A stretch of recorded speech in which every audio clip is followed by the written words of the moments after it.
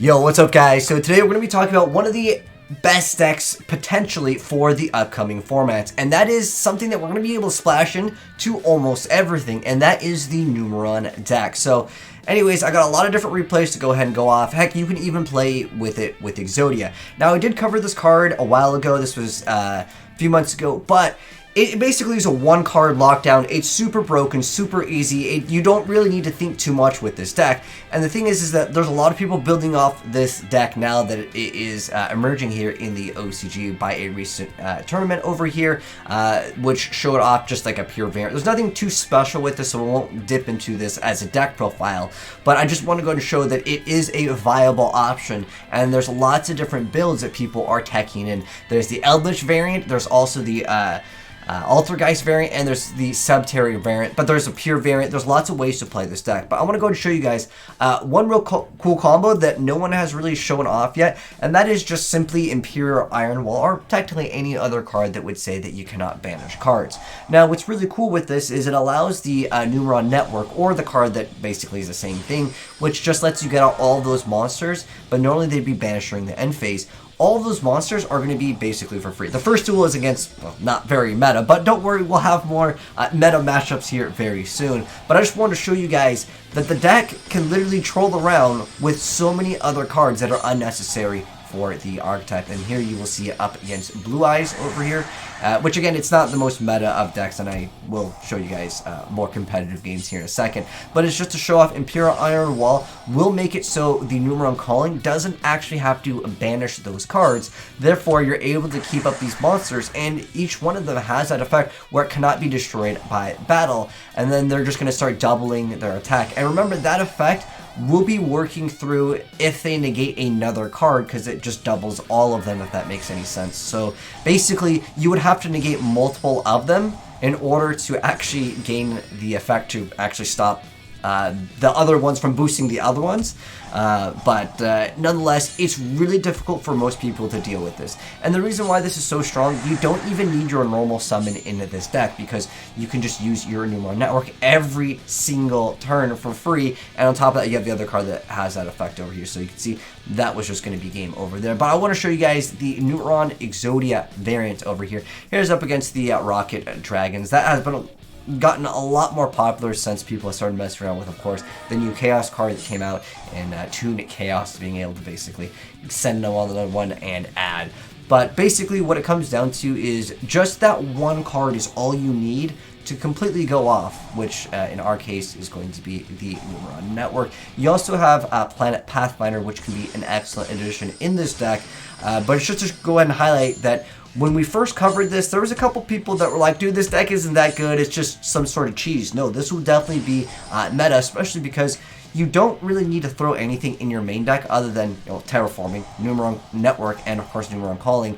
It's basically a one-card combo, though. You literally activate Numeron Network, and you just go into S0, which I showed off, that will completely stop your opponent. But these highlights, guys, are not going to show any locking our opponent out of playing Yu-Gi-Oh! Because, obviously, one, they quit, and two, it doesn't matter because I've already shown that off. This one, again, is just more of a cheese variant, but I'm curious to see where this deck goes as far as what other things are people going to be mixing in, because again, you can throw it in pretty much everything. So I think that this has a high potential to be one of the best decks. It will use basically 5 or 6 of your cards up in the extra deck, but for the potential of turn 1 locking your opponent out of anything with S0, we'll be able to be making it game. Plus, you happen to have Memories of Hope, which you'll see in one of these duels draw so many cards. It's absolutely unfair. I mean, this literally becomes 2 copies of Pot of Greed. It's draw 4 cards. With this one card, you get all 4 of the Exceed monsters out, and that one lets you go ahead and draw cards up to the number of the number monsters with different names. So that card maybe will get banned. I just think it's way too unfair. But there's a lot of things that are unfair, specifically just being able to go for a bunch of cards. Unfortunately, that guy just never got that Chaos card, but he went through half his deck. Sometimes that's just how Yu-Gi-Oh! Goes. Here's Adamantipator, which is still relatively powerful. And like I said, the reason why this deck is so strong is it doesn't need its normal summon. You can literally use it for whatever you want. You can use it for draw power, which is what we're seeing in this build over here. And I'll give you guys a brief little deck profile in case any of you guys do want to go ahead and build the deck, but it's basically just go for this. But this card is so unfair. I mean, it's literally draw 4 cards, and then you also have Contract with Down 1000. So in a sense, it almost looks like some type of burn/cheese deck, but you also happen to have the options to get rid of all cards your opponent controls. And with cards like Lightning Storm, you can force out that usual like negate 1 spell that some decks will throw out. Most of the time, most decks are going to be able to negate lots of monster effects, but to negate spell effects, it's usually not too common in Yu-Gi-Oh! To be able to negate like 3 spell effects. So this deck does do quite well going second with, of course, the cards like Lightning Storm. And we even have the Toon Cannon Soldier over here, just because sometimes you do need to burn your opponent just for a little bit more points of damage. But remember, guys, he doesn't even need to use his normal summon. So he just got rid of all his cards with the Cannon Soldier, and then now he's going to go ahead and attack with all of his monsters. Keep in mind, these will have to, at the end of the damage step, battle an opponent's monster to gain that boost, but because of like things like Imperial Iron Wall, you might not even have to banish them. Usually what people will do is they go into S0, and then their opponent just basically does nothing the following turn, and then you just go ahead, and if F0 is up on board, you still have S0, so they're not doing anything, and you just can keep on smacking them with it. But if it goes away, you're going to be able to go ahead and bring out all of your monsters. Or you can Cannon Soldier, send all the cards, burn for 1,000, then summon all your monsters right again for free, because, well, you have to have, of course, no monsters with the Numeron calling over here. But Newer Network has to be on the field zone. But pretty much that it kind of sums up how powerful this deck can be. This one is up against the Time Thief variant here. With Parallel Exceed, the deck actually gets a lot better. This is one of the newer cards from Ecto that came out recently, and I think it's a really good card that a lot of people are attacking in. And what it does is let you special summon another. Well, it's a level 8, but it summons it as a level 4. You just get to bring out another copy of it, which is quite nice. And it's another really great card with cards like Pot of Avarice, because obviously at this point you're already at 3, and of course you're going to be able to also maybe absorb another card from your opponent. So sometimes there's RNG that can help. You can actually, with a spell, draw an additional card as well. But this deck has gotten a little bit more popular again with Parallel Exceed. Lots of different decks are kind of tacking it in.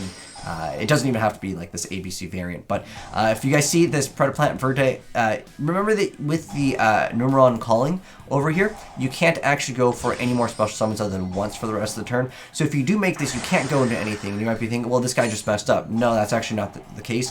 He has got Waboku to go ahead and protect himself, because there is another card that you can just burn for massive amounts of damage with this deck. But what you're able to do with cards like Waboku, even though this is super outdated, I'd probably recommend Threatening Roar, although there are some circumstances where Waboku can be nice, so you can just beef up your monsters and not take any damage on your turn, if that makes any sense. But yeah, you can protect the card with Waboku, then go for the following turn with a Super Poly, which will then go ahead and stop a lot of your opponent's plays. It also kind of baits out anything. If people see that card, they have to negate it, and then you just go ahead, okay, you negate, destroy my monster, Numeron Network, okay, summon all my monsters, and then you can basically get rid of all of your opponent's cards with, of course, the Exceed monster that will also do some burn damage, as you guys will see.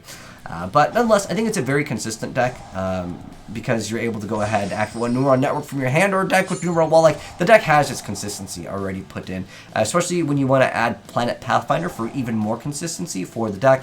But again, it just comes down to this being way too OP. But with C1 Numeron Chaos Gate Sunya, you could just banish all monsters on the field, and then it's going to be coming back, and then you get to do a bunch of damage. Where is it? If Numeron Network in field zone, inflict damage to your opponent equal to the combined attack of all banished Exceed monsters. In this case, we're going to have 3, and of course this card's going to be coming back, and then whoops, oh, you just lost 6,000 life points. Completely fair and balanced. Like, against this, it's a pretty good matchup, but you can see that the Sunya, OP, and again, this is not locking our opponent out, and we're playing like Exodia here, as well as cards like Lava Golem, so we can deal with our opponent's turn 1 boards. You can technically also make use of Sphere Mode. You can probably throw Green Dragon of Ra in here, but what I'm trying to show off with this video is this easily could be the next best Yu-Gi-Oh deck, and it's not even just like Numerons, it's just like you can throw it in, because all it is basically this card plus the other card that activates it. So, but this card technically lets you send it from the deck. So this literally is a 1 card, make 4 monsters or lock your opponent out, and you can do that as a follow-up play to when your opponent negates. But if you guys want the deck profile for this, and shout out to my boy Question for actually figuring out the build with the Imperial Iron Wall. It might not be necessary. It might be kind of one of those win harder cards, but at the end of the day, I think it was pretty cool. So here's the Exodia variant of it by Question. Let me go ahead and pop up that variant for you guys.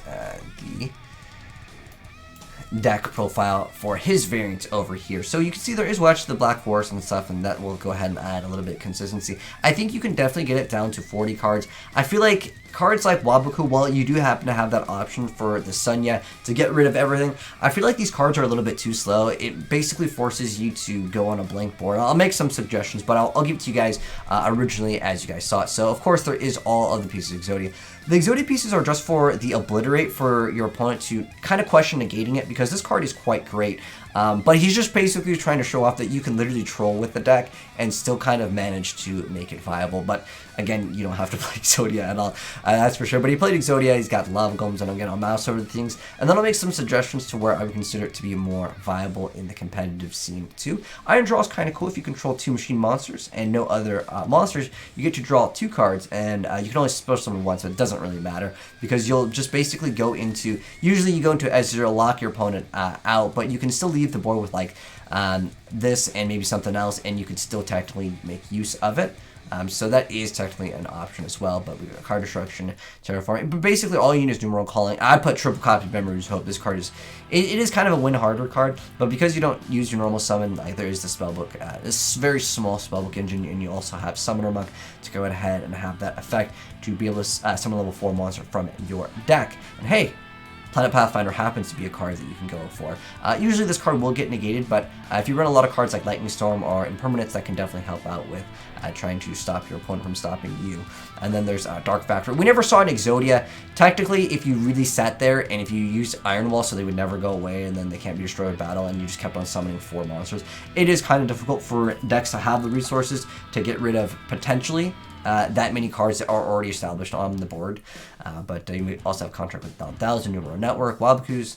But yeah, now that I've moused over all of them, I'll include the deck profile as a YDK for those guys who want to just go ahead and download it. But here's my suggestions for this deck if you want to actually take it seriously. Like I said, Exodia, it's troll. I like it. But if you want to take the deck seriously, I think Average could still be a viable option as one card leads into it. I think Monk can be an optional card too. These other cards I just feel like are too slow for the game as the game has gotten much faster.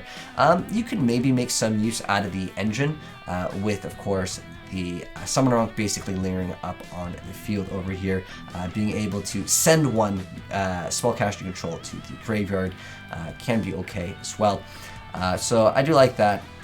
For the small little like engine, I think Lava Golem is great, but I definitely would recommend playing cards like Upstart Goblin just to add more consistency to the deck.